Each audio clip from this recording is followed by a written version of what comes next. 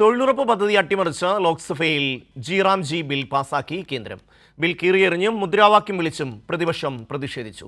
Bill പാസാക്കി പിന്നാലെ ലോക്സഭ നാളത്തേക്ക് പിരിഞ്ഞു. सबसे पहले इस पवित्र सदन में मैं आपको धन्यवाद देना चाहता हूं। सभापति महोदय को धन्यवाद देना चाहता हूं। लगातार रात के 1:30 बजे तक इस विषय पर हमने माननीय सदस्यों के विचार सुने। अब जवाब देना मेरा अधिकार है। माननीय अध्यक्ष महोदय, मैं आपसे संरक्षण चाहता हूं।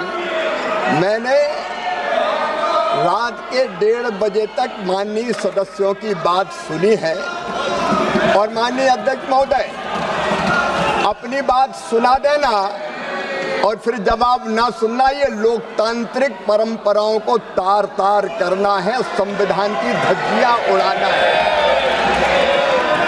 और माननीय अध्यक्ष महोदय, ये बापू के आदर्शों की हत्या भी कर रहे हैं।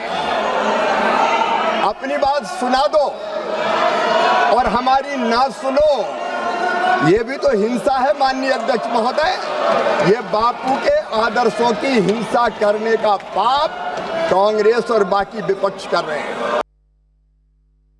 വിഷ്ണു തലവൂർ ചേരുകയാണ്. വിഷ്ണു, പ്രതിപക്ഷത്തിന്റെ ആവശ്യങ്ങൾ ഒന്നും തന്നെ അംഗീകരിക്കാതെ ബില്ല് ലോക്സഭ പാസാക്കിയിരിക്കുന്നു.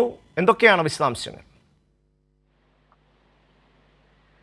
ഷമി, തീർച്ചയായിട്ടും വലിയ പ്രതിപക്ഷ പ്രതിഷേധത്തിനിടയിലാണ് ഇന്നിപ്പോൾ ഏറെ വിവാദമായിട്ടുള്ള തൊഴിലുറപ്പ് പദ്ധതി അട്ടിമറിക്കാനായിട്ടുള്ള പുതിയ ജി ബിൽ ഇപ്പോൾ ലോക്സഭ പാസാക്കിയിരിക്കുന്നത്. കഴിഞ്ഞ ദിവസം ഏകദേശം 8 മണിക്കൂർ ബില്ലിന്മേൽ ലോക്സഭയിൽ ചർച്ച നടന്നിരുന്നു. അതിനുശേഷം ഇന്ന് കേന്ദ്ര കൃഷിമന്ത്രി ശിവരാജ് സിംഗ് ചൗഹാൻ മറുപടി പറഞ്ഞെങ്കിലും കഴിഞ്ഞ ദിവസം പ്രതിപക്ഷം ഉയർത്തിയ ചോദ്യങ്ങൾക്കുള്ള മറുപടി പോലും വ്യക്തമായി പറയാതെ കോൺഗ്രസ് ഉൾപ്പെടെ പ്രതിപക്ഷ പാർട്ടികളെ കടന്നാക്രമിച്ചുകൊണ്ടുള്ള ഒരു മറുപടി മാത്രമായിരുന്നു ശിവരാജ് സിംഗ് ചൗഹാന്റെ ഭാഗത്തുനിന്ന് ഉണ്ടായത്. പ്രത്യേകിച്ച് ഗാന്ധിജിയുടെ പേര് കോൺഗ്രസ് ആണ് ദുരുപയോഗം ചെയ്തത്. UPA സർക്കാർ ഈ തൊഴിലുറപ്പ് പദ്ധതിയെ ഒരു അഴിമതിക്കുള്ള ഉപകരണമായിട്ടാണ് കണ്ടത്. അത്തരത്തിൽ ചില വിമർശനങ്ങൾ മാത്രമാണ് ശിവരാജ് സിംഗ് ചൗഹാന്റെ ഭാഗത്തു നിന്ന് മറുപടിയിലുണ്ടായത്. അതിന്റെ അപ്പുറത്തേക്ക് ഈ സംസ്ഥാന വിഹിതം, സംസ്ഥാനങ്ങൾക്ക് മുകളിലുള്ള സാമ്പത്തിക ഭാരം ഉൾപ്പെടെയുള്ള കാര്യങ്ങളിൽ വിശദമായിട്ടൊരു മറുപടി പറയാനും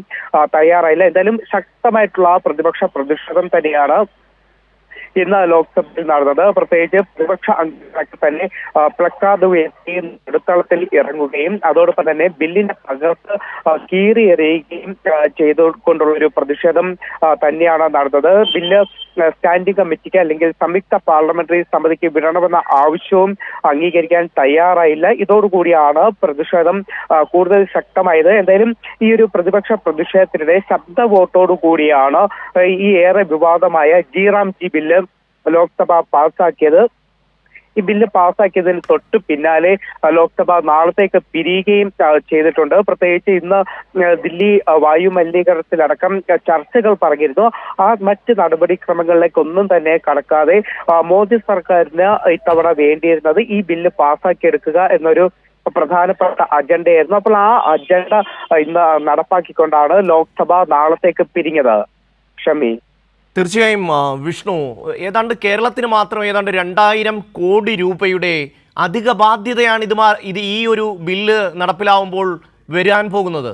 മറ്റ് സംസ്ഥാനങ്ങളെ സംബന്ധിച്ചും ഈ പറയുന്നത് പോലെ സംസ്ഥാന വിഹിതം വന്നു കഴിഞ്ഞാൽ ഇവർക്ക് ഇപ്പോൾ തന്നെ കിട്ടിക്കൊണ്ടിരുന്ന 100 ദിവസം എന്നുള്ളത് പോലും കുറയുന്ന ഒരു സാഹചര്യത്തിലേക്ക് വരാൻ കാരണമാകില്ലേ? അതായത് പല സംസ്ഥാനങ്ങളും ഇക്കാര്യത്തിൽ ഇനി അലംഭാവം കാണിക്കും. പരമാവധി കുറച്ച് ദിവസം ഇവർക്ക് ജോലി കൊടുക്കാനുള്ള ഒരു സമീപനമായിരിക്കും സ്വീകരിക്കുക. അങ്ങനെ വരുമ്പോൾ ഈ പദ്ധതി തന്നെ ഏതാണ്ട് പൂർണ്ണമായും ഇല്ലാതാകുന്ന അവസ്ഥയിലേക്ക് വരും. അതാണ് കേന്ദ്ര സർക്കാർ ലക്ഷ്യം വെക്കുന്നതും.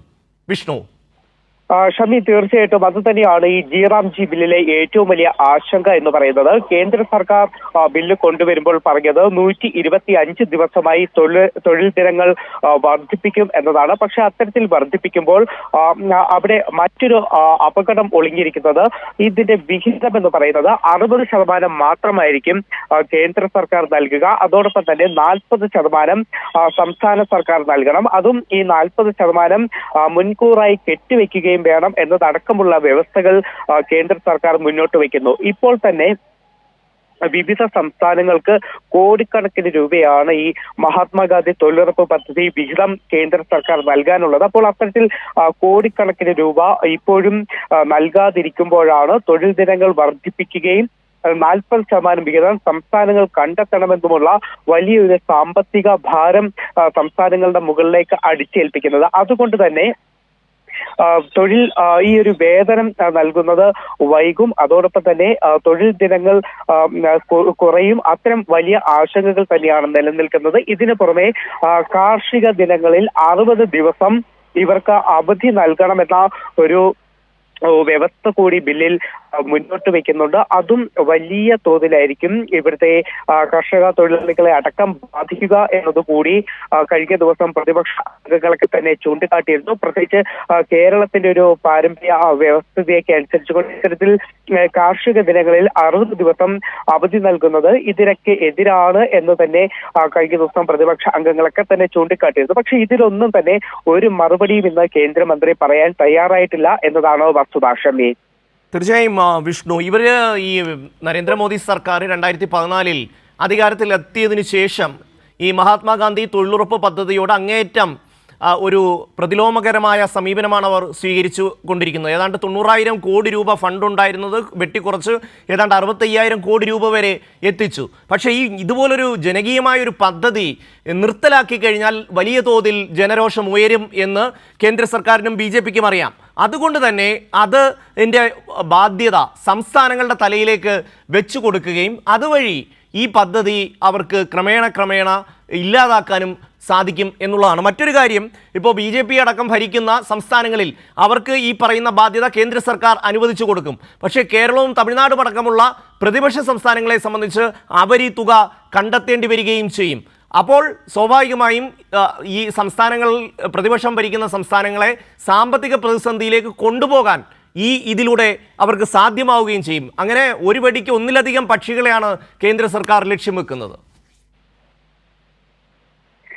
ഷമി, തീർച്ചയായിട്ടും അത്തരത്തിൽ തന്നെയാണ്. കാരണം മഹാത്മാഗാന്ധി തൊഴിലുറപ്പ് പദ്ധതി പൂർണ്ണമായും ഇല്ലാതാക്കാനുള്ള നീക്കം തന്നെയാണ് ബില്ലിലൂടെ കേന്ദ്ര സർക്കാർ ലക്ഷ്യം വെക്കുന്നത്. അതിന്റെ പ്രധാനപ്പെട്ട ഉദാഹരണമാണ് നമ്മൾ നേരത്തെ പറഞ്ഞ ഈ ഒരു സാമ്പത്തിക ബാധ്യത സംസ്ഥാനങ്ങൾക്ക് മുകളിൽ നൽകിക്കൊണ്ടാണ് ഈ ഒരു പദ്ധതി അട്ടിമറിക്കാനുള്ള ശ്രമം കേന്ദ്ര സർക്കാർ നടത്തുന്നത്. അതിൽ തന്നെ പ്രതിഷേധം വലിയ ശക്തമായിട്ടുള്ള രീതിയിലാണ് ഇപ്പോൾ ഉയർന്നു വരുന്നത്. ഇന്ന് തന്നെ പാർലമെന്റിന് മുന്നിൽ പ്രതിപക്ഷ MP-മാരൊക്കെ തന്നെ ശക്തമായിട്ടുള്ള പ്രതിഷേധം നടത്തിയിരുന്നു. പാർലമെന്റിനകത്തും ശക്തമായിട്ടുള്ള പ്രതിഷേധമാണ് ഇന്ന് അരങ്ങേറിയത്. ഇതിനു പുറമെ ബില്ല് പാസാക്കിയ സാഹചര്യത്തിൽ ശക്തമായിട്ടുള്ള പ്രതിഷേധം പാർലമെന്റിന് പുറത്തേക്ക് വ്യാപിപ്പിക്കാനായിട്ടുള്ള തീരുമാനം പാർട്ടികളൊക്കെ തന്നെ കൈക്കൊണ്ടിട്ടുണ്ട്. ഇതിന്റെ ഭാഗമായിക്കൊണ്ട് ഈ വരുന്ന 22-ാം തീയതി ഇടത് പാർട്ടികളുടെ നേതൃത്വത്തിൽ രാജ്യവ്യാപകമായിട്ടുള്ള പ്രതിഷേധം നടത്തുമെന്നാണ് ആഹ്വാനം ചെയ്തിട്ടുള്ളത്. അത്തരത്തിൽ ശക്തമായിട്ടുള്ള പ്രതിഷേധം രാജ്യമെമ്പാടും ഉയർത്തിക്കൊണ്ടുവരാൻ തന്നെയാണ് ഇപ്പോൾ പ്രതിപക്ഷ പാർട്ടികളൊക്കെ തീരുമാനിച്ചിട്ടുള്ളത്. ഷമി, വിഷ്ണു തലൂരാണ് വിശദമായ വിവരങ്ങൾ നൽകിയത്.